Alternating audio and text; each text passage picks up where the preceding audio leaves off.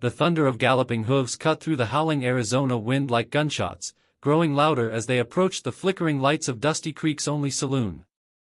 Mary Sullivan dropped the glass she was polishing when the batwing doors exploded inward, sending a cascade of sand and debris across the worn wooden floor.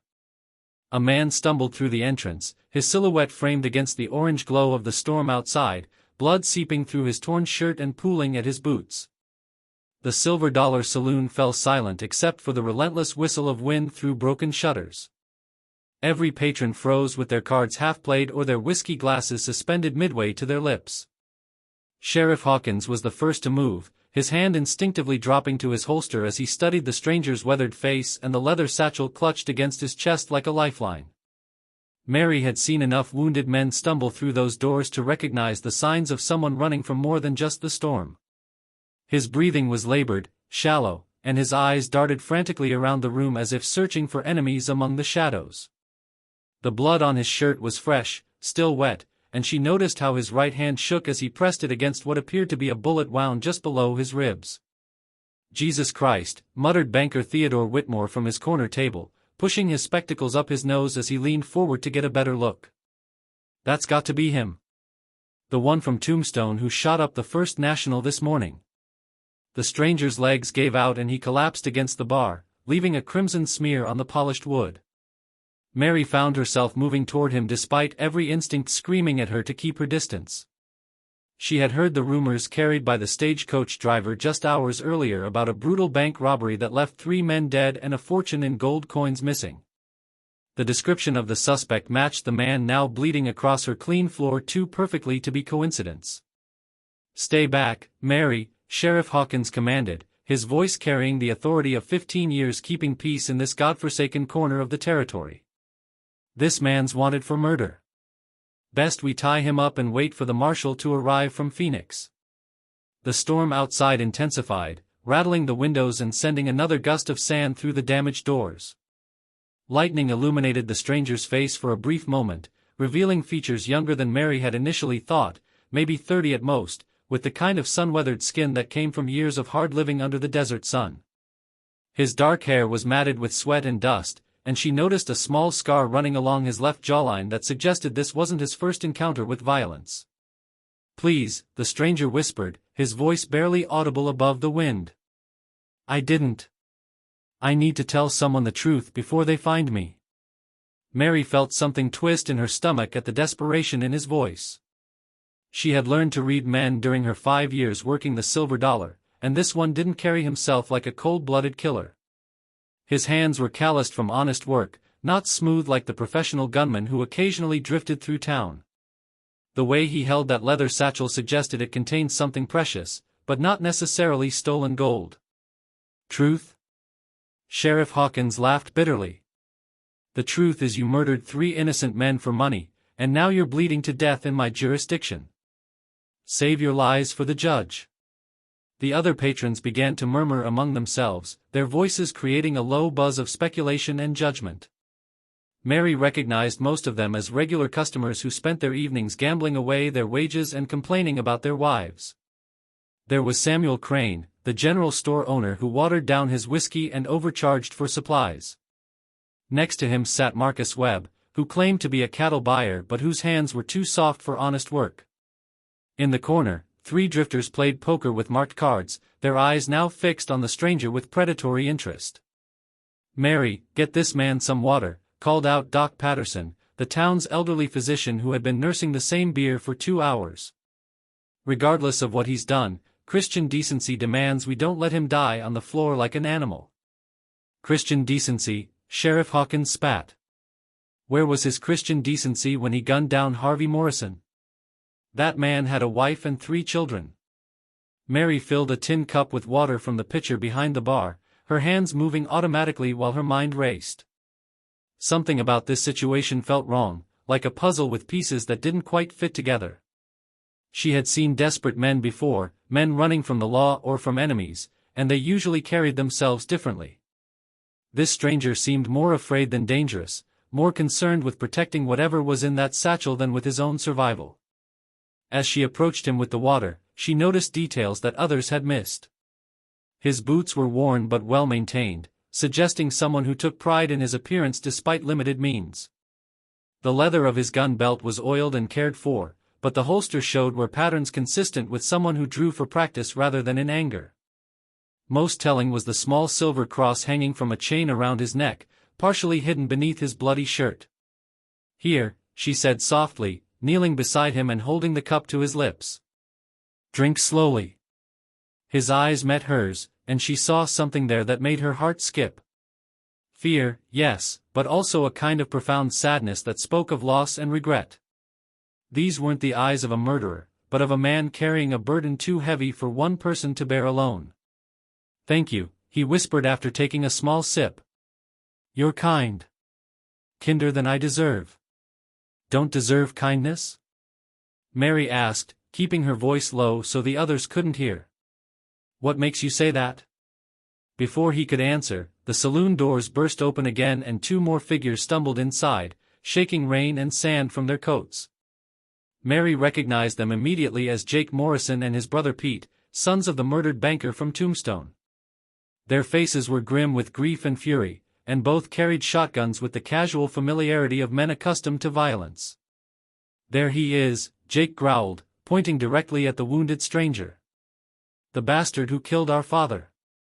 The tension in the room ratcheted up another notch as everyone realized they were now witnesses to what might become an execution. Mary felt the stranger's body tense beside her, and she noticed how his grip tightened on that mysterious leather satchel. Whatever was inside had to be important enough to die for. "Boys, I understand your anger," Sheriff Hawkins said carefully, positioning himself between the Morrison brothers and their target. "But the law needs to take its course. We can't have vigilante justice in my town." "Justice?" Pete Morrison's voice cracked with emotion. "You want to talk about justice while our father's killer sits there drinking water like he's some kind of guest? He shot him down in cold blood, Sheriff. Right in front of a dozen witnesses." Mary looked down at the stranger and saw his lips moving silently, as if he were praying or perhaps rehearsing words he might never get the chance to speak. The leather satchel pressed against his chest rose and fell with his labored breathing, and she noticed for the first time that it bore initials burned into the leather, though she couldn't make them out in the dim lamplight. "I've seen enough," declared Theodore Whitmore, rising from his table with the authority of the town's wealthiest citizen. "This man is clearly the robber. We all heard the description from the stagecoach. Same height, same build, same horse. The evidence is overwhelming." "Evidence," the stranger repeated weakly, and for a moment Mary thought she detected the faintest hint of irony in his voice. "Yes, let's talk about evidence." But before he could continue, another crash of thunder shook the building, and the oil lamps flickered ominously. The storm was getting worse, and Mary realized they were all trapped together until it passed. The wounded stranger, the grief-stricken brothers, the corrupt officials, and everyone else who had found themselves in the Silver Dollar that night would have to wait out the weather while tensions continued to build.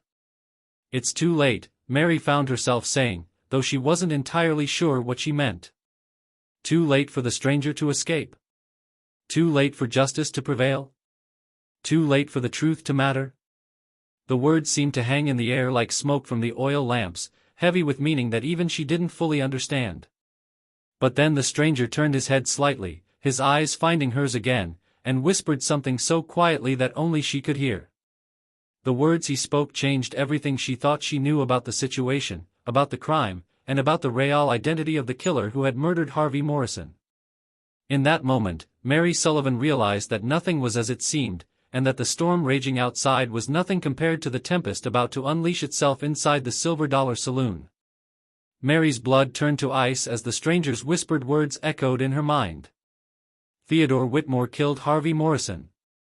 The gold is buried behind his bank. I was trying to stop him." She stared into his fading eyes, searching for any sign of deception, but found only the desperate honesty of a dying man. The leather satchel pressed against his chest suddenly made terrible sense. It wasn't stolen gold he was protecting, but evidence of the real crime. "You're lying," she whispered back, but even as she spoke the words, pieces began falling into place. Whitmore's sudden wealth over the past months. His insistence that the stranger was guilty before anyone had even examined the evidence. The way he had positioned himself with a clear view of every entrance, as if expecting someone to arrive. The stranger's breathing grew more labored. Harvey found out about the missing loans. Whitmore has been stealing from depositors for years. I was Harvey's business partner in Tucson. He sent me a telegram asking for help, but when I arrived... His voice trailed off as blood frothed at the corner of his mouth. Mary glanced up at Whitmore, who was watching their hushed conversation with growing alarm. His face had gone pale beneath his carefully groomed mustache, and she noticed how his hand kept drifting toward the small derringer he kept in his vest pocket. The satchel, the stranger breathed. Letters. Bank records. Proof of everything.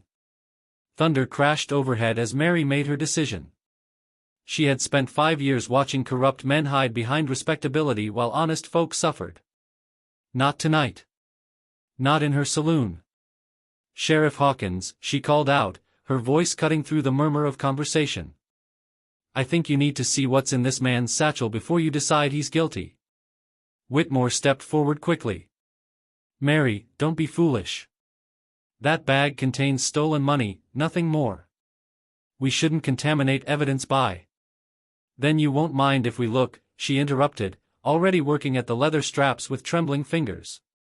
The first thing she found was a telegram dated 3 days earlier. Theodore stealing from bank, stop, need help, stop, come quickly, stop, Harvey Morrison. The second was a partnership agreement between Harvey Morrison and the dying stranger, whose name she now learned was James Crawford. The third was a detailed ledger in Harvey's handwriting, documenting months of fraudulent loans and missing deposits, all bearing Whitmore's signature. Sheriff Hawkins took the documents with shaking hands, his face growing darker as he read. Theodore, you son of a bitch. You've been robbing this town blind. Whitmore's composure finally cracked. His hand moved toward his hidden weapon, but Jake Morrison was faster, the grief and fury that had driven him across the desert now redirected toward the man who had actually murdered his father. The shotgun blast echoed through the saloon like divine judgment. As Whitmore collapsed, James Crawford managed one final whisper that only Mary could hear, tell them I kept my promise to Harvey. The storm began to subside as the truth settled over the silver dollar like dust after a sandstorm. Mary closed James Crawford's eyes and felt something she hadn't experienced in years, faith that sometimes, even in the darkest moments, justice could still prevail. The wounded cowboy's whisper had indeed silenced them all, but in doing so, it had also set them free. The stranger's whisper cut through the storm's fury like a blade through silk. Whitmore killed Harvey Morrison. The evidence is in my satchel. Mary's hands trembled as she stared into his dying eyes, searching for deception but finding only desperate truth. Around them, the saloon held its collective breath, unaware that everything they believed was about to shatter like glass against stone. Theodore Whitmore stepped closer, his polished shoes clicking against the wooden floor with predatory precision. Mary, step away from that murderer. Whatever lies he's filling your head with. Then you won't mind if we examine his satchel, she interrupted, her fingers already working at the leather straps. The first document she withdrew was a telegram dated 4 days earlier, addressed to James Crawford from Harvey Morrison. Theodore embezzling, stop, have proof, stop, come quickly, stop, trust no one else. Sheriff Hawkins snatched the paper with shaking hands, his weathered face growing pale as he read. Behind him, Jake Morrison lowered his shotgun, confusion replacing rage as the implications sank in. The second document was a detailed ledger in Harvey's meticulous handwriting, documenting months of fraudulent transactions, all bearing Whitmore's forged signatures. Whitmore's carefully constructed facade crumbled like a sand castle in the desert wind. His hand moved toward the small derringer hidden in his vest, but the movement was clumsy, desperate, the action of a cornered rat rather than a calculating killer. You don't understand, Whitmore stammered, his voice cracking. Harvey was going to destroy everything. The bank, the town, everyone's savings. I had no choice. The dying stranger, James Crawford, managed one final whisper that only Mary could hear, his words carrying the weight of a man's final confession. I promised Harvey I'd bring the truth to light. Tell them some promises are worth dying for. As thunder rolled across the desert one last time and James Crawford's eyes closed forever, Mary realized she was holding more than evidence in her hands. She was holding the power to restore faith in a world where justice had seemed as scarce as water in the wasteland. The wounded cowboy's whisper had indeed silenced them all, but in that silence, the truth had finally found its voice. The stranger's whisper cut through the storm's fury like a confession carried on dying breath. The real killer sits among you now, counting his stolen gold while innocent blood stains his hands. Mary felt her world tilt as his fading eyes fixed on Theodore Whitmore, who had grown unnaturally still in his corner chair. The leather satchel contained not stolen money, but damning evidence that would expose the town's most respected citizen as a murderer and thief. James Crawford, the wounded cowboy whose name she now knew from the partnership papers inside, had been Harvey Morrison's business associate from Tucson.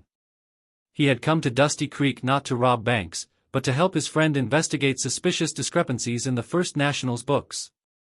What he had discovered was a web of embezzlement and fraud that stretched back years, with Whitmore siphoning depositors' life savings into his own accounts. Harvey confronted him that morning, Crawford whispered, blood flecking his lips. Whitmore shot him down like a dog, then staged the robbery to cover his tracks. Made it look like I did it. Sheriff Hawkins examined the documents with trembling hands while Whitmore's carefully constructed facade crumbled. The banker's hand moved toward the derringer in his vest, but Jake Morrison's grief had found a new target. The shotgun blast echoed through the saloon like divine retribution, and Whitmore collapsed beside the bar, his stolen fortune spilling from his pockets like 30 pieces of silver. As the storm finally broke and moonlight streamed through the damaged doors, James Crawford used his last breath to fulfill the promise he had made to his murdered friend. The wounded cowboy's whisper had indeed silenced them all, but in revealing the truth, it had given voice to justice that had been too long denied. Mary closed his eyes and realized she had witnessed something rare in this harsh frontier world, a good man who had died keeping his word, and a truth that had refused to stay buried beneath lies and corruption. The dying cowboy's whisper sent ice through Mary's veins as his words revealed the impossible truth. Theodore Whitmore murdered Harvey Morrison 3 days ago. The gold never left the bank. Mary's hands shook as she opened the leather satchel, revealing not stolen coins but a stack of correspondence between James Crawford and Harvey Morrison. The letters detailed months of investigation into missing deposits and fraudulent loans, all traced back to the town's most trusted banker. Crawford had been Morrison's partner in a legitimate cattle venture, summoned to help expose the corruption that was bleeding Dusty Creek dry. Whitmore's face had gone ashen as he realized his carefully orchestrated deception was unraveling. The man he had framed as a bank robber was actually the witness who could destroy him. In desperation, Whitmore had staged the robbery, murdered his business partner, and set Crawford up as the perfect scapegoat. Sheriff Hawkins read the damning evidence with growing horror while the Morrison brothers slowly lowered their weapons, understanding dawning in their grief-stricken eyes. Their father had died not as the victim of a random robbery, but because he had discovered Whitmore's systematic theft of the townspeople's life savings. Crawford's breathing grew shallow as he pressed a final document into Mary's palm, his voice barely audible above the fading storm. Harvey hid the real bank records in the church bell tower. Whitmore has stolen everything from these people, and they don't even know it yet. The truth hung heavy in the smoky air as James Crawford closed his eyes forever, taking with him the satisfaction of knowing he had kept his promise to a murdered friend. Whitmore's empire of lies had crumbled with a dying man's whisper, and justice would finally have its day in Dusty Creek. Mary looked down at the peaceful expression on Crawford's weathered face and realized she had witnessed something rare in this unforgiving frontier world, a good man's final act of courage, and the power of truth to survive even death itself.